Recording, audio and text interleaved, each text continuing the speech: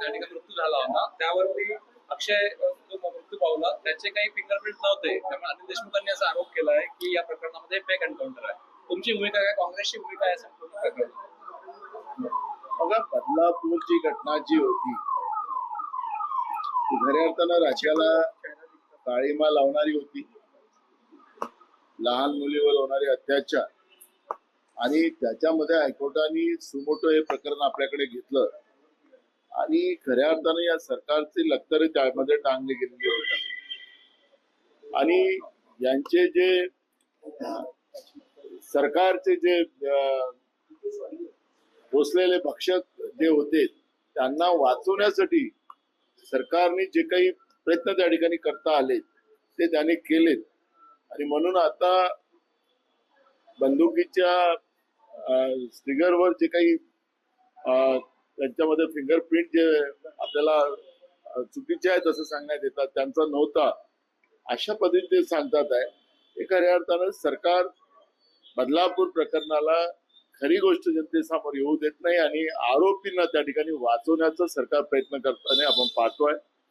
आणि मला असं वाटतं की याच्यात खूप पाणी वाहून गेलेलं आहे आणि म्हणून माननीय सुप्रीम कोर्टाने, माननीय हायकोर्टाने विशेष करून हे प्रकरण जेव्हा आपल्याकडे घेतलेलं आहे सुमोटो, या प्रकरणातलं सगळे तथ्य हे पुढं आणून या सगळ्या आरोपींवर कारवाई व्हावी अशी मागणी काँग्रेसच्या वतीनं आम्ही करतो. उद्धव ठाकरेंनी आज शरद पवारांची भेट घेतलेली आहे आणि आता स्वतंत्र निवडणुका लढणार काही या सगळ्या चर्चा सुरू झालेली आहे.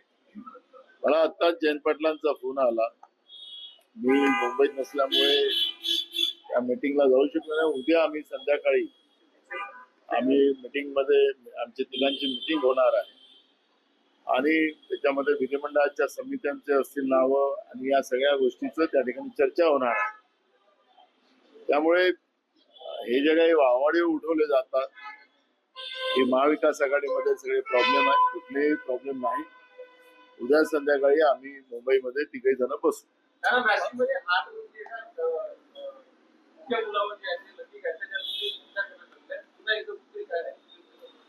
महाराष्ट्रात कायदा सुव्यवस्थाच नाहीये. प्रश्न निर्माण होण्याची कारण काय?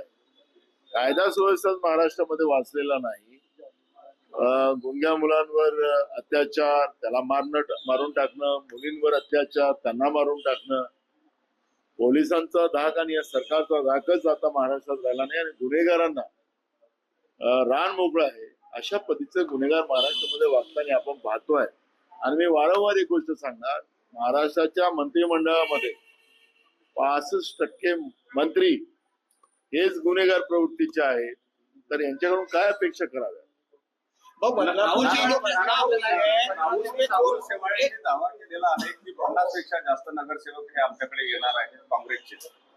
मला एक प्रश्न, या सत्तेमध्ये बसलेले लोक आहेत, बैमानीत हे निवडून आले, बैमानीनं मतावर बैमानीने डाका टाकला, त्याच्याने हे लोक निवडून आले.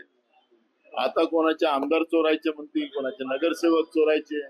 ते चोरी आणि डाका हीच मानसिकता सरकारमध्ये बसलेल्या लोकांची आहे आणि त्याचा परिणाम आहे की जनतेच्या मूळ प्रश्नावर चर्चा करण्यापेक्षा हे सरकार आम्ही हे चोरणार आहोत, त्यांचे आमदार चोरणार आहोत, त्यांचे नगरसेवक चोरणार आहोत, ही खऱ्या अर्थानं महाराष्ट्राचं कधी पण वैचारिक भूमिका राहिली नाही. शाहू फुले आंबेडकरांची भूमिका असलेला महाराष्ट्र आहे, छत्रपती शिवाजी महाराजांचा महाराष्ट्र आहे हा नेहमी लोकशाहीला मानणारा महाराष्ट्र आहे. पण सत्तेत बसलेले डाकू हे चोरीचाच विचार डोक्यामध्ये आणतील आणि त्याचाच परिणाम महाराष्ट्राच्या लोकशाहीच्या व्यवस्थेला तडे जाण्याचं काम सुरू झालेलं आहे. युवक काँग्रेसमध्ये सर ज्या पद्धतीने पाहिलं आपण, काल आंदोलन झालं होतं नागपूरमध्ये राष्ट्रीय स्वयंसेवक संघाच्या मुख्यालयाजवळ. तिथे काही लोक गेले होते, 100 पेक्षा कमी लोक होते. पण आज त्या ठिकाणी जे लोक गेले नाहीत त्या 60 लोकांवरती सस्पेन्शन काढलेलं आहे. त्यामुळे काँग्रेसमध्ये, युवक काँग्रेसमध्ये कुणाल राऊत विरुद्ध इतर 50 लोकांचा वाद निर्माण झाला. शिवानी वडेट्टीवार बघा, हे युवक काँग्रेस ही आमच्या युवकांची संघटना आहे आणि राष्ट्रीय पातळीवरूनच याची कारवाई केली गेलेली आहे.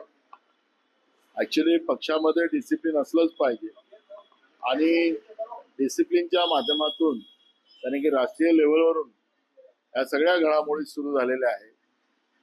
समजा सरसंघ चालक मोहन भागवत जी म्हणतात की आत्ता देशाला स्वातंत्र्य मिळालं, तर हे खऱ्या अर्थानं स्वातंत्र्यासाठी ज्यांनी आपल्या घरावर तुळशीपत्र ठेवलं, ज्यांचं बलिदान झालं, त्या लोकांचा अपमान करण्याचा अधिकार RSS ला नाही. आणि म्हणून युवक काँग्रेसने काल जे आंदोलन केलं त्या मानसिकतेच्या विरोधात, ज्यांनी लोकशाही आणि या देशाला स्वातंत्र्य मिळवून दिलं त्या नेतृत्वावरच आक्षेप घेण्याचं काम संघ करत असेल तर ही या देशातल्या तरुणांना ते मान्य नाही. आणि म्हणून काल ते आंदोलन झालं. आणि हे पक्ष डिसिप्लिनची भूमिका आहे, त्यामुळे युवक काँग्रेसच्या राष्ट्रीय नेतृत्वाने ही कारवाई का केली का नाही याच्याबद्दलची माझ्याकडे माहिती नाही. माहिती मिळाल्यानंतर ही